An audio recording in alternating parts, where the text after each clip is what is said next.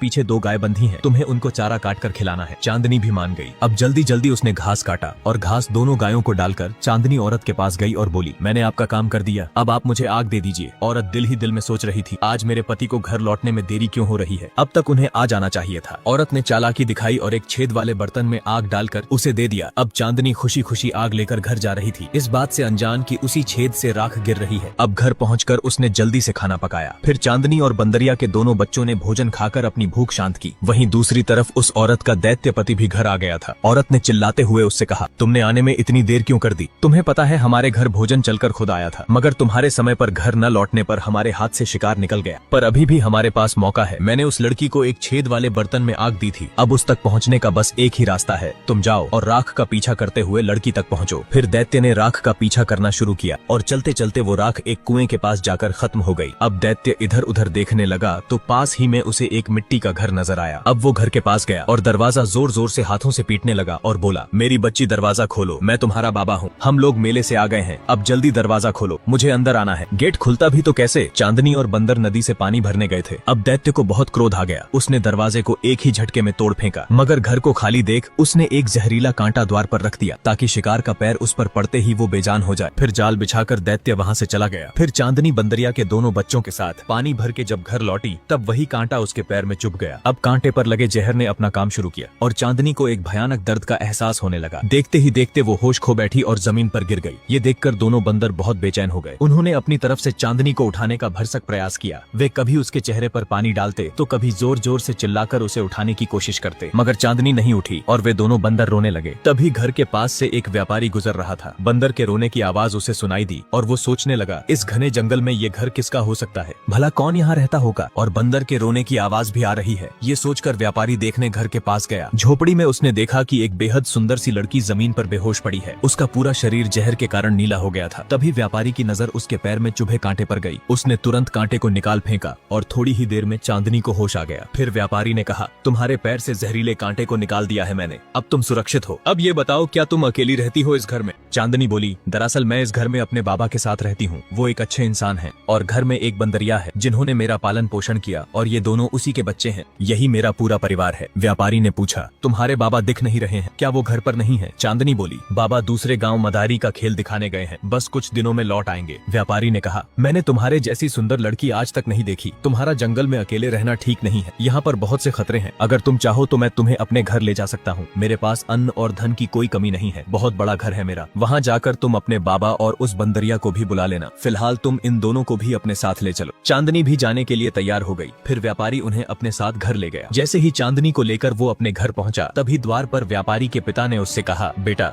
ये लड़की कौन है और तुम इसे घर के भीतर क्यों ले जा रहे हो? फिर उसने अपने पिता को जंगल में हुई सारी घटना के बारे में बताया। पिता ने कहा, बेटा लोग नहीं समझेंगे ये सब, अगर तुम अपने साथ इसे रखना चाहते हो तो लड़की से शादी कर लो, इससे लड़की की और हमारी इज्जत भी बनी रहेगी और इसे एक घर भी मिल जाएगा। पिता के कहने पर व्यापारी ने उससे शादी कर ली। फिर अगले दिन चांदनी ने बंदर से कहा, तुम हमारे जंगल वाले घर चले जाओ, माँ बाबा आ गए होंगे मेले से, अगर वो हमें घर पर नहीं देखेंगे तो परेशान हो जाएंगे, इसलिए तुम जाकर उन्हें यहाँ ले आओ। बंदर भी खुशी खुशी अपने पुराने घर जा रहा था, मगर वहाँ पहुँचते ही उसने देखा वही खूंखार दैत्य बंदरिया और मदारी को बेहोश करके ले जा रहा था। ये देख बंदर बहुत घबरा गया। फिर बंदर उस दैत्य का पीछा करने लगा, ये जानने के लिए कि आखिर वो उन दोनों को कहाँ ले जा रहा है। और कुछ देर चलने के बाद बंदर ने देखा वो दैत्य एक झोपड़ी के अंदर चला गया और दरवाजे पर एक डरावनी औरत भी खड़ी थी। अब बंदर भागता हुआ चांदनी के पास गया। व्यापारी भी वहीं था तो उसने दोनों से जंगल में हुई घटना के बारे में बताया। ये सुनते ही चांदनी रोने लगी। फिर व्यापारी बोला, तुम रो मत, मैं अभी गाँव वालों के साथ जाकर उन दरिंदों को मार दूंगा और तुम्हारे माँ और बाबा को सही सलामत यहाँ लेकर भी आऊंगा। अब बंदर आगे आगे और पीछे 25 से 30 लोग थे, जिसमें व्यापारी बंदर के साथ चल रहा था। जब वो लोग झोपड़ी के पास गए तो औरत ने अपना रूप बदलकर एक सीधी सादी बुढ़िया का भेष बना लिया और बाहर आकर उन सब से बोली, बेटा तुम सब इस तरह मेरे घर के आगे क्यों जमा हो? व्यापारी ने उससे कहा,